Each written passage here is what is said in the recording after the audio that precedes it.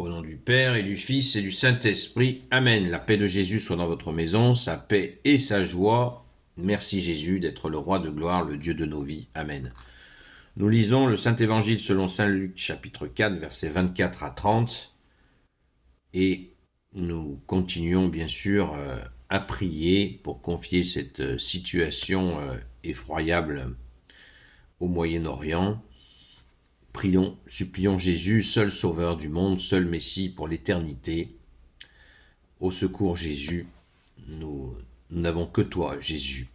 Merci Jésus de nous garder dans ta main comme tu nous l'as dit, et nul ne peut nous en arracher. Amen. Que ta parole, ô Jésus, rentre dans mon esprit, que ma bouche proclame ta parole et que mon cœur l'accueille. Amen. Et ne croyons pas un seul instant que Jésus est aux côtés de ces forces israélo-américaines. Certainement pas. Certainement pas. Jésus n'est pas dans cette affaire-là. Nous lisons donc le Saint-Évangile selon Saint Luc, chapitre 24 à 30. Jésus ajouta, « En vérité, je vous le dis, aucun prophète n'est bien reçu dans sa patrie. Croyez-moi, il y avait beaucoup de veuves en Israël au temps d'Élie, lorsque le ciel retint l'eau pendant 3 ans et demi, et qu'il y eut une grande famine dans tout le pays. Cependant, Élie ne fut envoyé à aucune d'elles, mais bien à une femme de Sarepta, dans le territoire de Sidon. Il y avait de même de nombreux lépreux en Israël au temps du prophète Élisée, et aucun d'eux ne fut guéri, sinon Naaman le Syrien.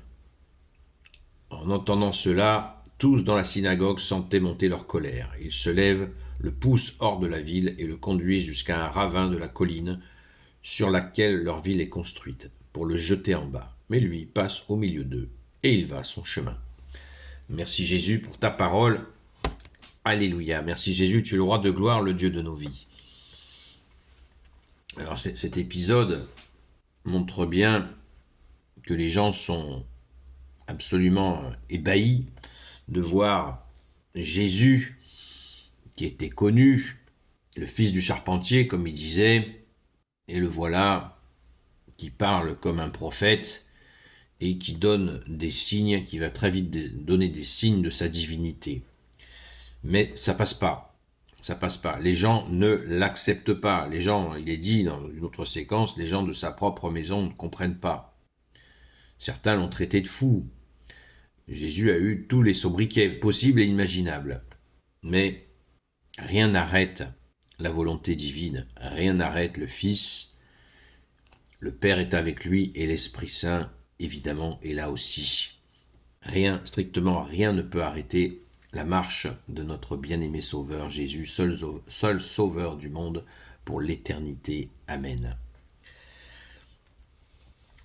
Et pourtant, Jésus ne manque pas de leur faire des références à la Sainte Écriture qu'il connaît parfaitement. Il s'adressait à eux en leur disant, regardez comme ça c'est déjà, vous reproduisez le passé. Vous n'avez pas reconnu les prophètes au temps où ils étaient là, et le Messie que vous attendiez tant, vous l'avez toujours pas reconnu. Et c'est tout à fait de circonstance. Dans cette période où des gens se livrent à cette agression de l'Iran, beaucoup sont complètement convaincus que c'est un nouveau Messie qui va arriver. Vous voyez, cette lecture du jour est totalement calée dans la réalité que nous vivons. Alors, on est abasourdi d'imaginer que des gens puissent croire qu'effectivement, il y aurait un nouveau Messie qui va arriver. Comme disait à l'époque Coluche, il y a le nouvel homo, là c'est le nouveau Messie. C'est impossible. C'est impossible. Jésus est le Messie définitif. Toutes ses œuvres le démontrent, comme il l'a dit de lui-même. Si vous ne croyez pas en moi, croyez aux œuvres, nous dit Jésus.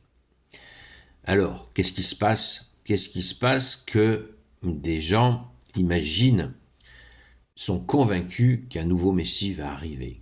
Qu'est-ce qui s'est passé dans leur tête ? Eh bien déjà, il y a eu le refus. Ils ont entretenu pendant des siècles le refus de Jésus. Et oui, ils n'ont pas changé. Ils n'ont pas changé. Ils continuent à refuser l'unique Messie qui avait deux phases, le Messie souffrant, Jésus qui s'offre sur la croix, merci Jésus, et la deuxième phase qui viendra, Jésus s'est offert sur la croix, mais il est ressuscité. La mort n'a eu aucun effet sur lui, il est resté avec nous, les œuvres continuent à le démontrer, l'ont démontré pendant 2000 ans. Et la deuxième phase, c'est le Messie glorieux, c'est-à-dire que Jésus reviendra pour son second avènement dans la gloire. Voilà le programme, demandez le programme, ben le voilà. Mais les individus qui ont refusé Jésus, qui ont demandé aux Romains de le crucifier, et bien d'autres à leur suite, ont continué à entretenir cette fausse idée qu'il y aurait un Messie qui viendrait leur donner la victoire pour leur donner le contrôle du monde.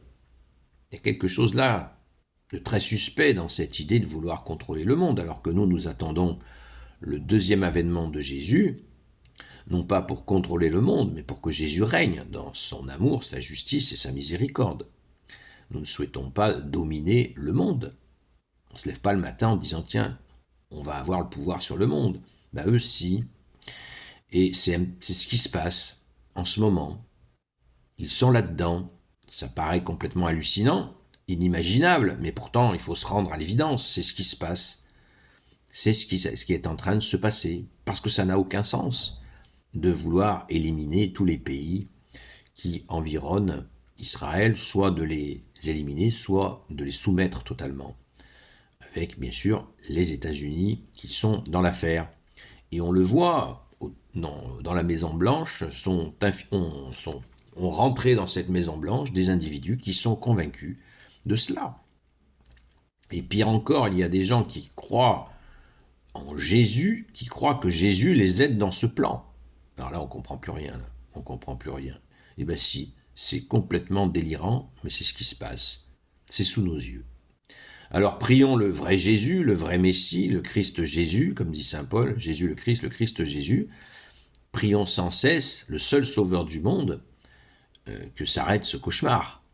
Parce que c'est un cauchemar. Imaginez les Iraniens qui n'ont pas demandé non plus à avoir un régime islamique, se faire attaquer des deux côtés finalement. Donc prions pour les innocents pris dans ces engrenages, y compris du côté israélien et américain, bien sûr. Bon nombre d'entre eux sont totalement opposés à ce projet délirant. Au secours Jésus, toi le vrai Jésus, le vrai Messie pour toujours. Amen. Gloire au Père, au Fils et au Saint-Esprit, maintenant et toujours, et pour l'éternité. Amen. Ô Jésus, toi qui peux tout et qui portes tout, toi le Sauveur, toi l'Emmanuel, je te confie toutes celles et ceux qui regarderont cette vidéo, ainsi que leurs proches, selon ta seule volonté, ô Jésus. Sainte Marie, Reine des cieux, toi l'Immaculée Conception, toi qui écrases le serpent, toi qui es la lune sous tes pas, toi notre Mère, Notre-Dame. Saint Joseph, toi le juste et le saint, toi le sage, toi la terreur des démons, toi le saint gardien de la Sainte Église catholique apostolique. Sainte Marie-Madeleine, notre chère sainte patronne, et vous, tous les saints et saintes, amis de Jésus, Saint Michel Archange, Saint Gabriel Archange, Saint Raphaël Archange, et vous, tous les anges qui te servent, ô Jésus, je vous confie toutes celles et ceux qui regarderont cette vidéo, ainsi que leurs proches, selon ta seule volonté, ô Jésus. La paix de Jésus soit dans votre maison, et je vous dis à très vite. À ce soir, donc ce soir, on reprend les directs à partir de 20h jusqu'à 22h, à la grâce de Jésus. Soyez bénis, à très vite.